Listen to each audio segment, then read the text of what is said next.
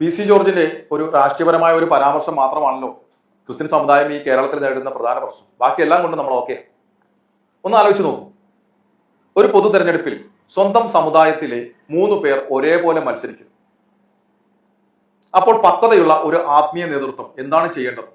ക്ഷമാപൂർവം നിശബ്ദരും നിഷ്പക്ഷരുമായി നിൽക്കുകയാണ് വേണ്ടത്. അതിനു പകരം അതിലെ ഒരു കൂട്ടർക്ക് വേണ്ടി മാത്രമായി ആത്മീയ നേതാക്കൾ രംഗത്തിറങ്ങുന്നുണ്ടെങ്കിൽ അതിൽ നിന്ന് വെളിവാകുന്നത് അവരുടെ സ്വന്തം രാഷ്ട്രീയമാണ്.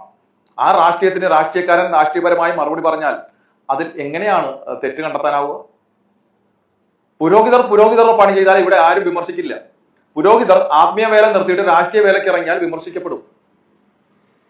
മാർപ്പാപ്പ മുതൽ ഇങ്ങോട്ടുള്ള ആരും തന്നെ വിമർശനങ്ങൾക്ക് അതീതരല്ല.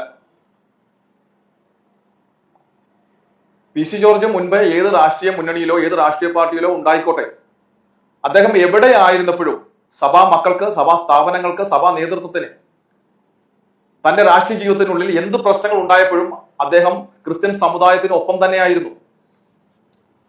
അപ്പോൾ അദ്ദേഹം അദ്ദേഹത്തിൻ്റെതായ സ്വസിദ്ധമായ ശൈലിയിൽ രാഷ്ട്രീയപരമായ കാര്യത്തിന് മറുപടി പറഞ്ഞെങ്കിൽ അതിനൊരു തെറ്റുമില്ല. അതിൽ വേദനിക്കുന്നവർക്ക് എന്താണ് ബിഷപ്പിനെ നികൃഷ്ടജീവി എന്ന് പറഞ്ഞപ്പോൾ വേദനിക്കാതിരുന്നത്? ഈ കുർബാന അർപ്പണത്തിന്റെ പേരിൽ മാർപ്പാപ്പയുടെ പ്രതിനിധി എന്ന് പറയുന്നത് മാർപ്പാപ്പയ്ക്ക് തുല്യമാണ്.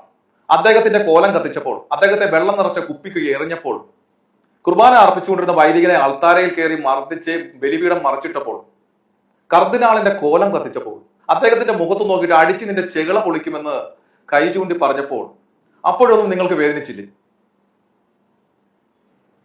അപ്പോ പി സി ജോർജ് പറഞ്ഞതിൽ ഒരു തെറ്റുമില്ല. മെത്രാന്മാരുടെ ജോലി ചെയ്യും. അല്ലാതെ മെത്രാന്മാർ കോൺഗ്രസ് മണ്ഡലം കമ്മിറ്റി പ്രസിഡന്റിനെ പണിയെടുത്താൽ അതേ രീതിയിലുള്ള പ്രതികരണം വിശ്വാസികളുടെ ഭാഗത്തുനിന്നും ഉണ്ടാകും.